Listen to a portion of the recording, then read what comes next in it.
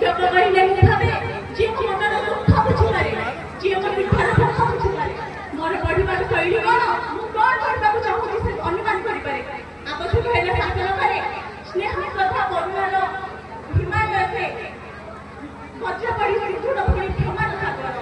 केवल मो प्रत्येक छात्र छात्री मान शिक्षक यही अमूल्य संपद होता है आवश्यक स्थले जी निजर संबल को व्यवहार करी पूर्ण करती विद्यार्थी सृष्टि करती विद्यार्थी स्वर्ग एवं ढाली चलती अप्रत्यक्ष वर्षा प्रति विद्यालय